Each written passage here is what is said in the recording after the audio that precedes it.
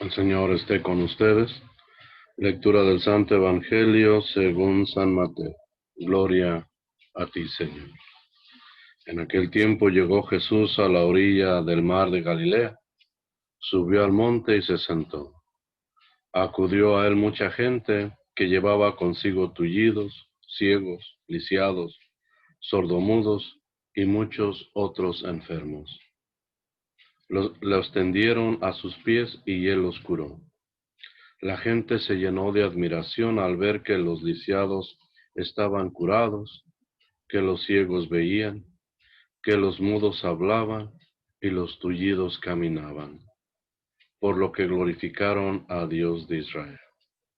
Jesús llamó a sus discípulos y les dijo: Me da lástima esta gente, porque llevan ya 3 días conmigo y no tienen qué comer. No quiero despedirlos en ayunas, porque pueden desmayarse en el camino. Los discípulos le preguntaron: ¿Dónde vamos a conseguir en este lugar despoblado panes suficientes para saciar a tal muchedumbre? Jesús les preguntó: ¿Cuántos panes tienen? Ellos contestaron: 7 y unos pescados. Después de ordenar a la gente que se sentara en el suelo, Jesús tomó los 7 panes y los pescados, y habiendo dado gracias a Dios, los partió y los fue entregando a los discípulos, y los discípulos a la gente. Todos comieron hasta saciarse, y llenaron 7 canastos con los pedazos que habían sobrado. Palabra del Señor. Gloria a ti, Señor Jesús. En pleno tiempo de Adviento, pues vamos escuchando estas lecturas que nos van identificando a ese Dios hecho hombre aquí en la tierra. Hace mucho tiempo, cuando todavía no existían todos los medios de comunicación como los conocemos ahora, Facebook, eh, todos Instagram, LinkedIn, todos esos donde está la persona que se puede mirar quién es, cómo es. ah, Hace unos años atrás, quizá 10, 15 años, 20 años, ni pensarlo que hubiera algo así.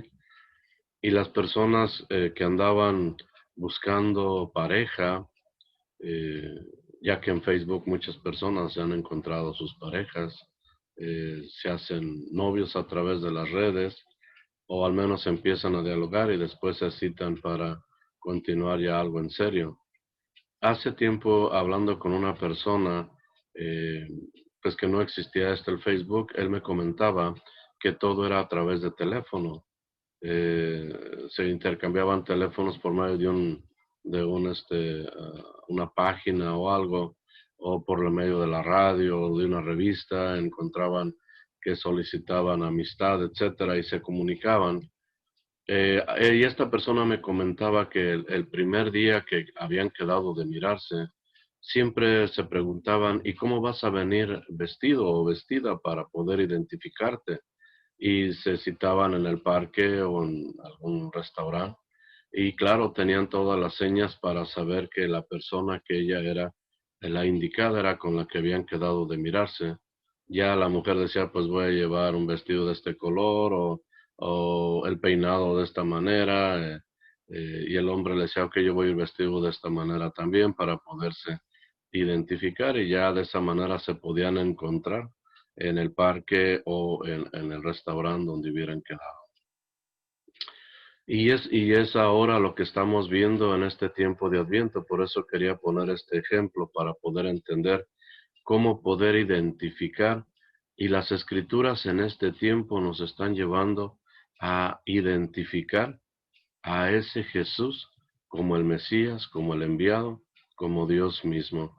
Y para poderlo entender mejor, me gustaría que fuéramos a la primera lectura que se leyó el día de hoy, el miércoles. Y esa está tomada de Isaías, el profeta Isaías, que lo hemos contemplado también la vez pasada. Dice, en aquel día el Señor del universo preparará sobre este monte un festín con platillos suculentos para todos los pueblos, un banquete con vinos exquisitos y manjares sustanciosos. Él arrancará en este monte el velo que cubre el rostro de todos los pueblos, el paño que oscurece a todas las naciones. Destruirá la muerte para siempre. El Señor Dios enjugará las lágrimas de todos los rostros y borrará de toda la tierra la afrenta de su pueblo. Así lo ha dicho el Señor.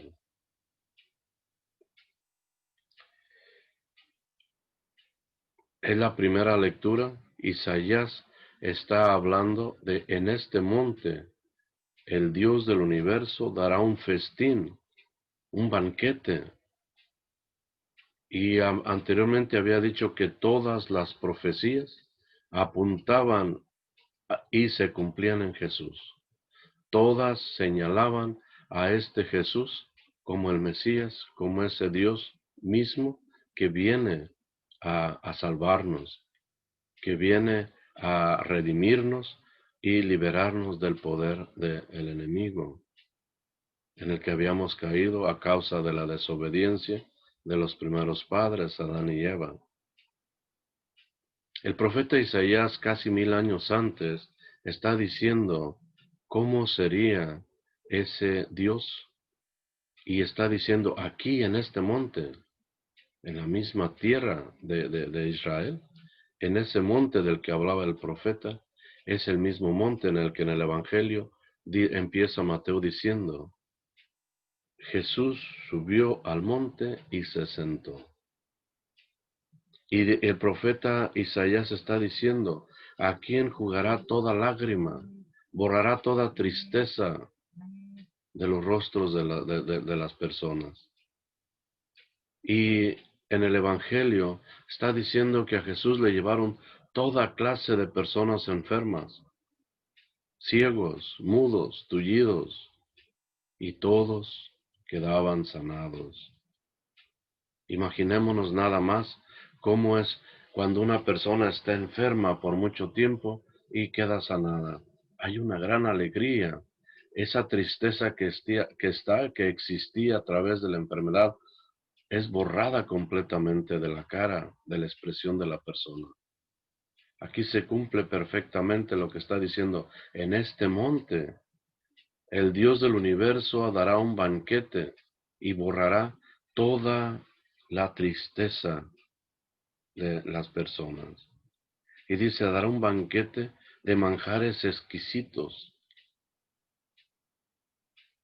Jesús, sabiendo y queriendo cumplir todas las escrituras, manda a sentar a toda la gente y le dice a sus discípulos, no quiero mandarlos con hambre.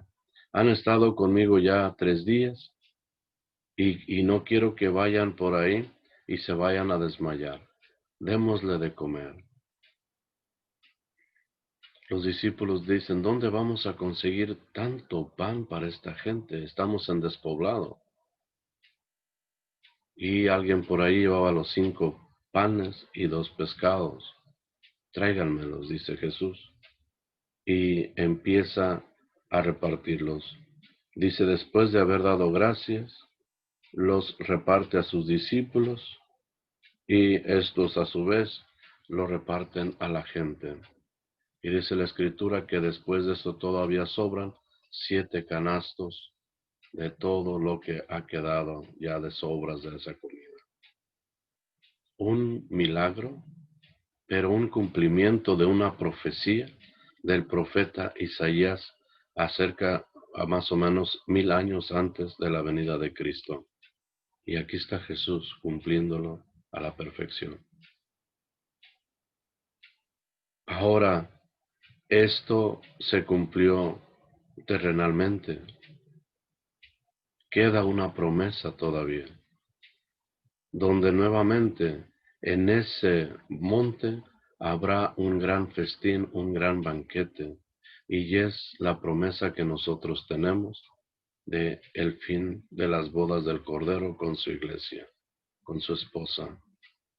Y ese día será un gran festín nuevamente, un gran banquete al que todos nosotros estamos invitados. Claro, tenemos que esforzarnos para poder ser merecedores de asistir a ese gran día, a ese gran banquete. Este Jesús que está pronto por nacer, en unas 3 semanas estaremos recordando, celebrando el día de la Natividad del Señor, el día de la Navidad. Y recordaremos a ese Jesús que llega a este mundo en medio de pobreza, en medio de tanta turbulencia, en medio de tantos odios, ya que Él mismo es rechazado desde el inicio, es discriminado desde el inicio. Su vida se ve amenazada desde un principio.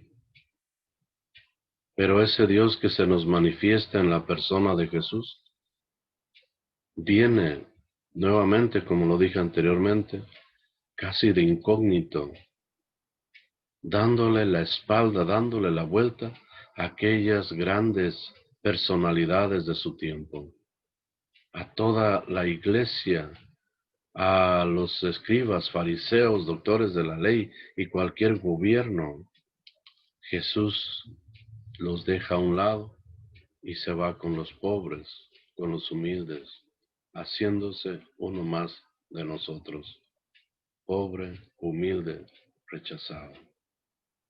Que este 24 de diciembre sea un día especial para cada uno de nosotros, que nos preparemos de la manera mejor y de la manera más correcta para abrirle un espacio a Jesús para que nazca en nuestro corazón esta Navidad.